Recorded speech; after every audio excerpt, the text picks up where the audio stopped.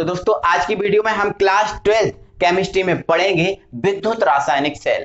अब विद्युत रासायनिक सेल में दोस्तों जो डैनियल सेल होता है, क्या होता है, डैनियल सेल पढ़ेंगे, वोल्टेज सेल पढ़ेंगे और गैल्वेनिक सेल पढ़ेंगे। ठीक है, तो मेरे भाई आपको बता दे रहा हूं, जो डैनियल सेल होता है, वोल्टेज सेल होता है, ये गैल्वेनिक सेल होता है, तीनों एक ही सेल होते हैं। तो इस वीडियो में हम पूरा फिनिश करेंगे, फुल रिएक्शंस एंड थ्योरी सभी के साथ बहुत अच्छे से कंप्लीट करने वाले हैं। और दोस्तों मेरे भाई ये बहुत ज्यादा इंपॉर्टेंट है, 11th एंड 12th, 11th में भी है, 11th में भी इंपॉर्टेंट है और 12th में इंपॉर्टेंट है ही आपका। ठीक है, चलो तो स्टार्ट करते हैं मेरे भाई। विद्युत रासायनिक सेल है ना, तो सबसे पहले मेरे भाई हमारी जो बात है विद्युत रासायनिक सेल, आपकी जो हेडिंग डली है वो है विद्युत रासायनिक सेल, विद्युत रासायनिक सेल। ठीक है, तो सबसे पहले तो आप ये बात बताओ कि ये विद्युत रासायनिक सेल क्या होता है। विद्युत रासायनिक सेल क्या होता है? देखो नाम क्या है, विद्युत रासायनिक और सेल, मतलब ये सेल तो है, ऐसा सेल है जिसमें रासायनिक भी प्रक्रिया होती है और रासायनिक प्रक्रिया के थ्रू हमें क्या प्राप्त होती है, इसमें विद्युत ऊर्जा प्राप्त होती है। बिल्कुल मेरे भाई सही बात है, मतलब ऐसा सेल जो रासायनिक ऊर्जा को, किसको, रासायनिक ऊर्जा को। अब रासायनिक ऊर्जा क्या होती है मेरे भाई, अगर कोई रासायनिक पदार्थ से ऊर्जा उत्पन्न हो रही है हमें, तो वो ऊर्जा रासायनिक ऊर्जा होती है। और हमेशा याद रखना कि जितने भी सेल होते हैं दुनिया के, सभी सेलों में रासायनिक पदार्थ भरा होता है और रासायनिक पदार्थ उत्पन्न करता है रासायनिक ऊर्जा। ठीक है, तो ऐसा सेल जो रासायनिक ऊर्जा को विद्युत ऊर्जा में परिवर्तित करता है, कौन सी ऊर्जा में परिवर्तित करता है, विद्युत ऊर्जा में परिवर्तित करता है, ऐसा सेल हमारा कहलाता है रासायनिक सेल। तो ध्यान रखना हमेशा, है ना। रासायनिक ऊर्जा कहां से आएगी, रासायनिक पदार्थ, अगर रासायनिक पदार्थ से कोई ऊर्जा उत्पन्न हो रही तो वो रासायनिक ऊर्जा होगी। क्लियर हुआ। तो ऐसा सेल जो रासायनिक प्रक्रिया द्वारा रासायनिक ऊर्जा को विद्युत ऊर्जा में परिवर्तित करता है, विद्युत रासायनिक सेल कहलाता है। क्लियर हुआ। अब मेरे भाई जो विद्युत रासायनिक सेल हैं ये 3 हैं। विद्युत रासायनिक सेल कितने हैं, 3 हैं, जिसमें से आपका जो पहला सेल है वो है आपका डैनियल सेल। कौन सा सेल है, डैनियल सेल, आपका विद्युत रासायनिक सेल है डैनियल सेल। दूसरा हमारा जो सेल है वो है आपका वोल्टेज सेल। कौन सा सेल है, वोल्टेज सेल। ठीक है, और जो आपका तीसरा विद्युत रासायनिक सेल है मेरे भाई वो है आपका गैल्वेनिक सेल। कौन सा सेल है, गैल्वेनिक सेल। तो ये आपके जो 3 सेल हैं ये आपके तीनों के तीनों विद्युत रासायनिक सेल हैं। और ये तीनों सेल है ना एक ही सेल है, नाम बस अलग अलग है, सेल एक ही है। डैनियल, वोल्टेज, गैल्वेनिक, ये तीनों सेल नाम अलग अलग आपको दिख रहे हैं, लेकिन संरचना, कार्य विधि, बनावट सब चीजें एक ही हैं, मतलब एक ही सेल है ये तीनों। ठीक है, अगर हम एक सेल को पढ़ लेंगे तो उसकी हेल्प से हम तीनों सेल को कवर कर लेंगे। समझ में आपको आया। ठीक है, तो ध्यान रखना विद्युत रासायनिक सेल ये 3 होते हैं, Daniell cell, voltage cell, galvanic cell. अंतर सिर्फ इतना है कि ये जो गैल्वेनिक आपको सेल दिख रहा है, इस सेल का निर्माण हुआ था 1780 में। कब हुआ था, 1780 में। और 1780 में इस सेल का निर्माण किया था गैल्वेनिक ने। किसने किया था, गैल्वेनिक नामक वैज्ञानिक ने, इसलिए इसको बोला जाने लगा गैल्वेनिक सेल। और इस सेल का निर्माण सन 1800 में किया था वोल्टेज नामक वैज्ञानिक ने, इसीलिए इसी सेल को बोला जाने लगा वोल्टेज सेल। और 1800 के बाद इस सेल का निर्माण किया डैनियल महोदय ने। किसने किया, डैनियल महोदय ने, इसीलिए इसी सेल को बोला जाता है डैनियल सेल। तो विद्युत रासायनिक सेल ही मेरे भाई ये तीनों सेल होते हैं, कोई अलग अलग नहीं है, तीनों विद्युत रासायनिक सेल हैं। क्लियर हुआ मेरे भाई, कोई प्रॉब्लम नहीं इधर तक। ठीक है, आगे अब आगे हम इस पर बात करेंगे। तो मेरे भाई जो विद्युत रासायनिक सेल या गैल्वेनिक या वोल्टेज या डैनियल जो सेल होता है, इनकी जो कार्य प्रणाली होती है, कार्य प्रणाली, कार्य प्रणाली का मतलब क्या है, कार्य प्रणाली का मतलब ये है कि ये कार्य किस पर करते हैं। ठीक है, तो इनकी जो मेरे भाई कार्य प्रणाली होती है ये रेडॉक्स अभिक्रिया पर आधारित होती है। किस पर आधारित होती है, रेडॉक्स अभिक्रिया। अब ये रेडॉक्स अभिक्रिया क्या होती है ये आपको पता होना चाहिए। कार्य प्रणाली रेडॉक्स अभिक्रिया पर आधारित होती है। रेडॉक्स अभिक्रिया वह अभिक्रिया होती है मेरे भाई जिसमें ऑक्सीकरण,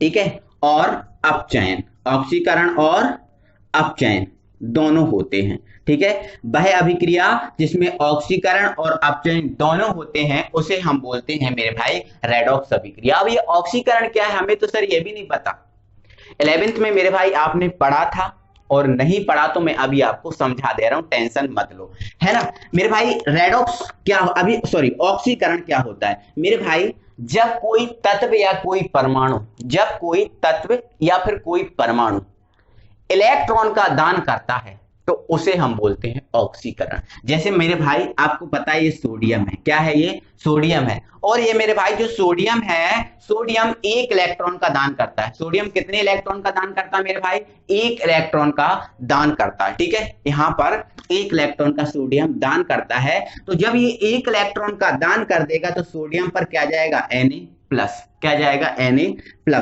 अब इस सोडियम ने इलेक्ट्रॉन का क्या किया, दान किया, मतलब सोडियम का क्या हुआ, ऑक्सीकरण हुआ। क्या हुआ, ऑक्सीकरण हुआ। ठीक है, ध्यान रखना है कि जब कोई परमाणु इलेक्ट्रॉन को दान करता है तो उस पर होता है ऑक्सीकरण, तो इस पर क्या हो गया, ऑक्सीकरण। ठीक है, लेकिन मेरे भाई जब कोई परमाणु इलेक्ट्रॉन को ग्रहण करता है तो उसे हम बोलते हैं अपचयन। ठीक है, उसे हम क्या बोलते हैं, अपचयन। लेकिन अगर मैं मेरे भाई देखो यहां पर सोडियम ने इलेक्ट्रॉन का दान किया तो क्या हो गया, ऑक्सीकरण। लेकिन अब इसी को उल्टा कर दूं और मैं ऐसा लिख दूं Na+, है ना, Na+, और ये जो अपना एक इलेक्ट्रॉन है इसको ग्रहण, मतलब Na+, अब यदि एक इलेक्ट्रॉन को ग्रहण कर ले तो ये किसमें चेंज हो जाएगा, Na में, किसमें हो जाएगा, Na में।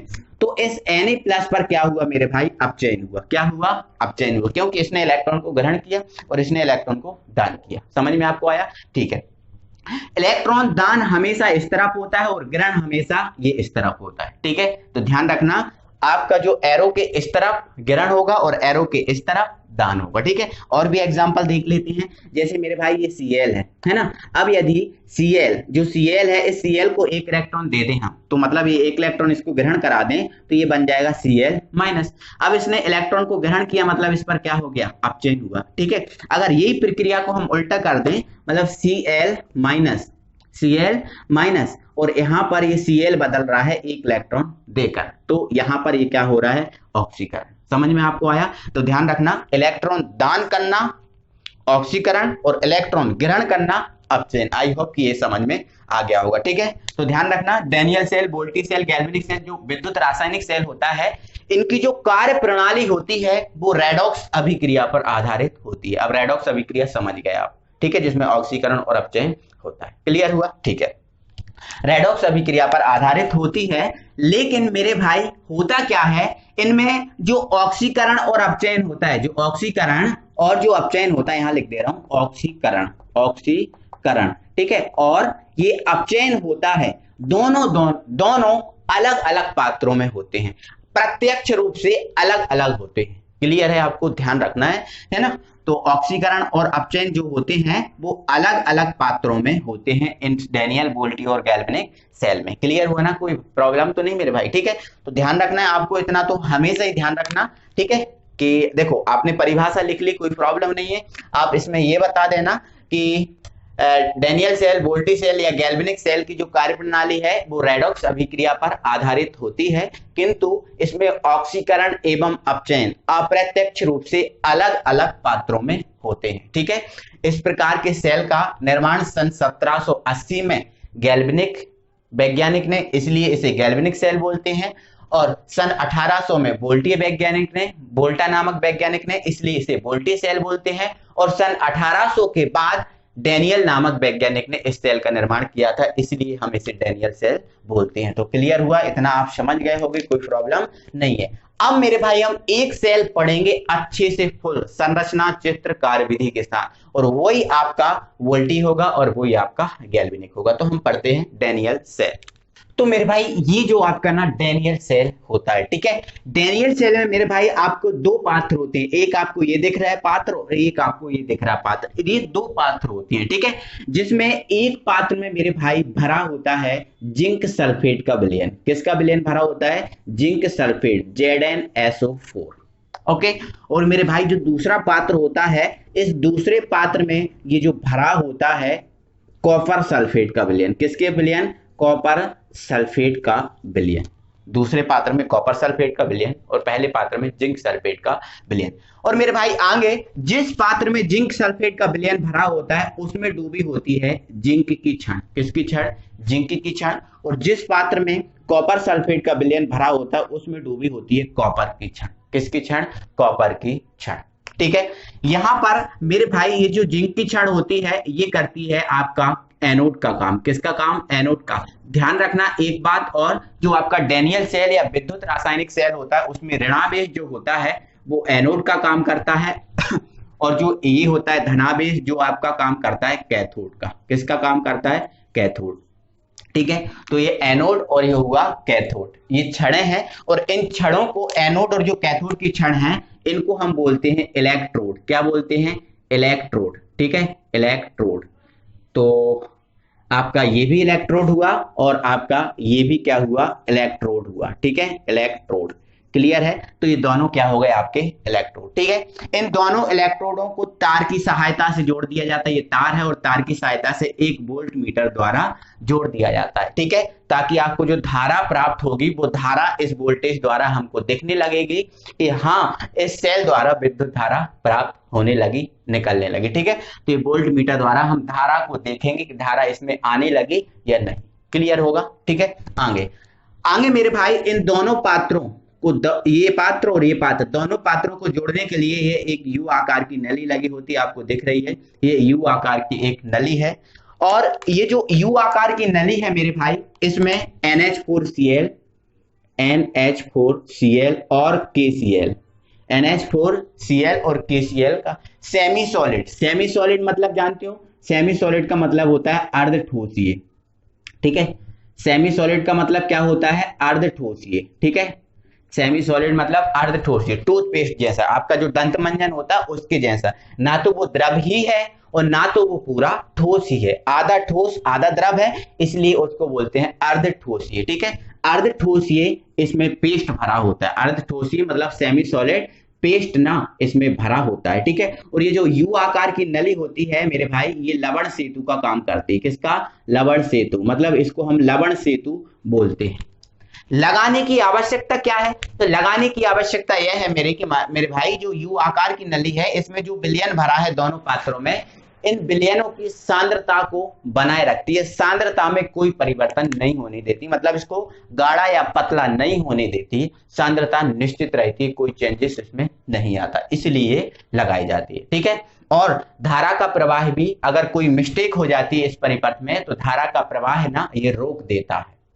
ठीक है, इसलिए लगाया जाता है। पहला के किस लिए लगाया जाता है? सांद्रता को बनाए रखता है। दूसरा, इसका जो धारा अगर कोई इसमें मिस्टेक हो जाती है तो धारा के प्रवाह को रोक देता है। क्लियर हुआ?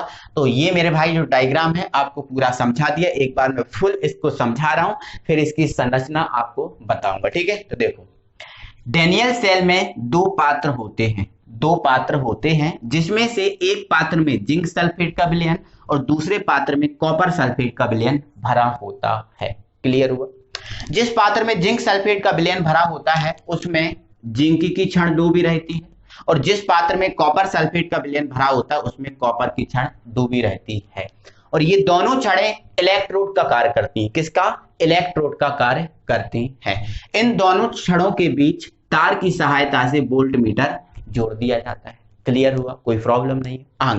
आगे इन दोनों पात्रों के मध्य एक यू आकार की नली लगी होती है। दोनों पात्रों के मध्य एक यू आकार की नली लगी होती है जिसमें NH4Cl मतलब अमोनियम क्लोराइड और KCl पोटेशियम क्लोराइड का सेमी सॉलिड मतलब अर्धठोसीय पेस्ट भरा होता है। यह यू आकार की नली लवण सेतु का कार्य करती है। किसका कार्य करती है? लवण सेतु, मतलब ऐसा भी कह सकते हैं इस यू आकार की नली को लवण सेतु कहते हैं। क्लियर हुआ?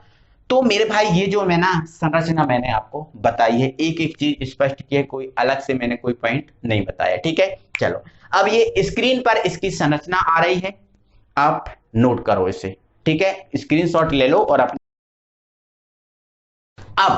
अब आती है इसकी कार्य विधि की बात। ये तो अभी संरचना हुई है, चित्र समझा है कि डैनियल सेल में होता क्या है, क्या क्या, ये सब कार्य विधि अब हमें समझना बाकी है, तो समझ लो। समझ लो कार्य विधि, ये कार्य कैसे करेगा, कार्य विधि का मतलब ये कार्य कैसे करेगा। सुनो, तो मेरे भाई आपको पता है कि एक पात्र में जिंक सल्फेट का विलयन भरा होता है, एक पात्र में जिंक सल्फेट का विलयन भरा होता है, हमें पता है, और उसमें जिंक की छड़ डूबी रहती है। किसकी छड़? जिंक की छड़ डूबी है। ये विलयन है और उसमें जिंक की छड़ डूबी है। तो सिंपल सी बात है मेरे भाई, जब जिंक इसमें डूबा है तो जिंक घुलेगा, घुलता है जिंक, तो जिंक घुलेगा। तो मेरे भाई ये जो जिंक की छड़ है, ये जिंक की छड़ घुलेगी, तो जब ये घुलेगी तो आपको पता है जिंक अपने 2 इलेक्ट्रॉन का दान करता है। आपको ये पता है Zn पर 2+ होता है, मतलब Zn 2 इलेक्ट्रॉन का दान करता है, 2 इलेक्ट्रॉन का दान करता है। तो ये अपना जो Zn है ये घुलेगा, जब घुलेगा तो अपने 2 इलेक्ट्रॉन इस क्षण को ही दे देगा। ये जो आपको क्षण दिख रही है, इस क्षण को ही दे देगा इलेक्ट्रॉन, 2 इलेक्ट्रॉन का दान करता है, तो ये क्षण को ही दे देगा। और Zn2+ के रूप में, किसके रूप में? Zn2+, अच्छे से लिख दे रहा हूं मैं, Zn2+ के रूप में इस विलयन में आ जाएगा। एक आयन घुलेगा और 2 इलेक्ट्रॉन देगा, Zn2+ के रूप में आ जाएगा विलयन में।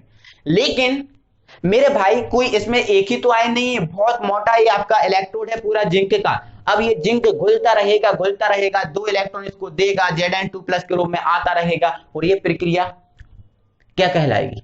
ये प्रक्रिया कहलाएगी ऑक्सीकरण। क्यों? क्योंकि Zn है वो इलेक्ट्रॉन का दान कर रहा है, और जो इलेक्ट्रॉन का दान करता है उसे हम ऑक्सीकरण बोलते हैं। क्या बोलते हैं? ऑक्सीकरण। तो जब Zn इलेक्ट्रॉन का दान करेगा तो एक क्रिया क्या कहलाएगी? ऑक्सीकरण। क्या कहलाएगी? ऑक्सीकरण। मतलब इस पर क्या होगा? ऑक्सीकरण। और ये प्रक्रिया चलती रहेगी, चलती रहेगी, चलती रहेगी। कब तक? जब तक कि पूरा का जो पूरा Zn है, जिंक है, वो पूरा घुलकर कहां ना आ जाए? इस विलयन में। प्रक्रिया चलती रहेगी, ठीक है।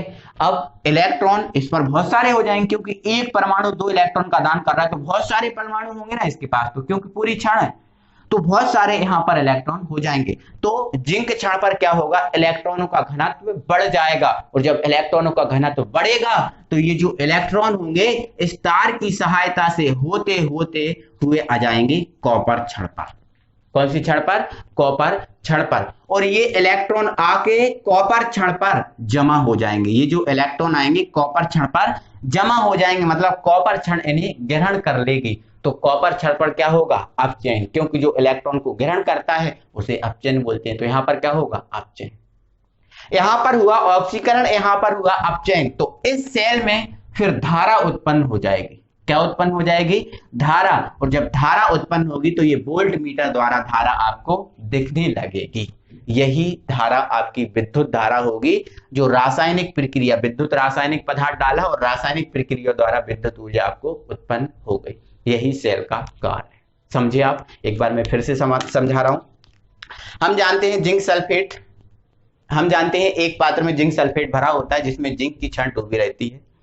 जिंक जब घुलता है तो अपने 2 इलेक्ट्रॉन जिंक क्षण को ही देकर Zn2+ के विलयन में आ जाता है। यह क्रिया ऑक्सीकरण कहलाती है, और यह क्रिया चलती रहती है, चलती रहती है, जब तक कि पूरा जिंक घुलकर विलयन में ना आ जाए। इससे इलेक्ट्रॉन घनत्व जिंक की क्षण पर बढ़ जाता है, और इलेक्ट्रॉन तार की सहायता से होते हुए कैथोड पर जाते हैं और कॉपर क्षण पर आकर जमा हो जाते हैं। इस प्रकार कॉपर क्षण पर क्या होता है?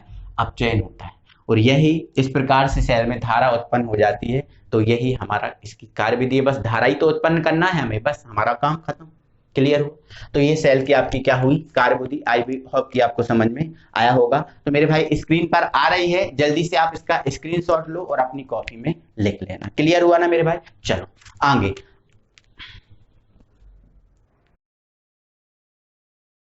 तो मेरे भाई अब हमारे रासायनिक समीकरण बचे हैं, उनको हम देखेंगे। तो रासायनिक समीकरण में कुछ क्रिया एनोड पर हुई और कुछ क्रिया कहां पर हुई? कैथोड पर। ठीक है, तो हम पहले देखेंगे एनोड पर। एनोड पर, ठीक है। तो एनोड पर मेरे भाई क्या हुआ? एनोड पर जो जिंक था वो घुला और 2 इलेक्ट्रॉन का उसने क्या किया? दान किया। ठीक है, तो ये एनोड पर क्या हुआ? जो Zn था, एनोड पर Zn था, और Zn क्या हुआ? घुला, और Zn ने क्या किया? 2 इलेक्ट्रॉन का दान किया। जब 2 इलेक्ट्रॉन का Zn ने दान किया तो ये किस में बदल गया? Zn2+ में। Zn2+ में। तो Zn पर यही हुआ, इससे ज्यादा कुछ नहीं हुआ ना मेरे भाई, कुछ नहीं हुआ। ठीक है, यही हुआ ना। चलो, इलेक्ट्रॉन घुला तो Zn2+ में 2 इलेक्ट्रॉन दान किए, तो ये एनोड हो गया। चलो अब आती है बात कैथोड की। तो कैथोड पर क्या हुआ वो देखेंगे। कैथोड पर कैथोड पर क्या हुआ, माने मेरे भाई ये जो इलेक्ट्रॉन जो घना तो बड़ा, तो इलेक्ट्रॉन यहाँ से निकल के आए और कैथोड पर क्या हो गए, जमा हो गए। और कैथोड पर देखो जो CuSO4 था ये टूटा होगा और Cu2+ में चेंज हो गया होगा, किसमें, Cu2+ में। ये अब कैथोड पर क्या है, Cu2+ है, कैथोड पर क्या है, Cu2, कॉपर नहीं, कॉपर की क्षण है, बट ये टूटा तो ये घुला और ये आकर इससे चिपक गया, ये आकर इस पर चिपक गया, क्योंकि CuSO4 टूटेगा। और CuSO4 कैसे टूटता है, Cu2+ और SO4 2- में, तो ये आके यहाँ पर चिपक गया, मतलब इस पर क्या है, Cu2+ है। तो कैथोड पर क्या है, Cu2+ है, और यहाँ से आ रहा है इलेक्ट्रॉन, तो इसने क्या किया, इलेक्ट्रॉन को ग्रहण किया। एक आयन 2 इलेक्ट्रॉन दे रहा है, तो इस प्रकार से बहुत से आयन बहुत से इलेक्ट्रॉन देंगे, है ना, यहाँ एक आयन है तो 2 इलेक्ट्रॉन देंगे, ठीक है। ये इलेक्ट्रॉन को ग्रहण करेगा और किस में चेंज हो जाएगा, Cu में चेंज हो जाएगा, तो यहाँ पर इसमें धारा उत्पन्न हो जाएगी। तो ये एनोड पर और ये हुआ आपकी कैथोड पर अभिक्रिया, ठीक है। अब यदि इसकी संपूर्ण अभिक्रिया लिखना है, कौन सी अभिक्रिया लिखना है, संपूर्ण अभिक्रिया, संपूर्ण अभिक्रिया, तो इन दोनों अभिक्रियाओं को जोड़ दोगे, LHS में LHS, RHS में RHS, ठीक है। इसमें ये जोड़ दो तो ये Zn, इसमें ये जोड़ दो Cu2+ और ये 2 इलेक्ट्रॉन, ठीक है। यहाँ एरो, यहाँ पर क्या है, Zn2+, 2 इलेक्ट्रॉन, ठीक है, और ये Cu, ये इसकी संपूर्ण अभिक्रिया हो गई। आई होप कि आपको समझ में आया होगा पूरा फुल, कोई प्रॉब्लम नहीं होगी। तो मेरे भाई ये हमारा पूरा विद्युत रासायनिक सेल में डेनियल सेल कंप्लीट हुआ, बहुत अच्छे से क्लियर कर दिया, एक एक कॉन्सेप्ट एक एक चीज को क्लियर कर दिया। आई होप कि सबको समझ में आया होगा अच्छे से। तो दिल से मेरे भाई वीडियो को लाइक कीजिए, शेयर कीजिए। अगली वीडियो में फिर आपसे मिलेंगे, तब तक के लिए थैंक यू वेरी मच।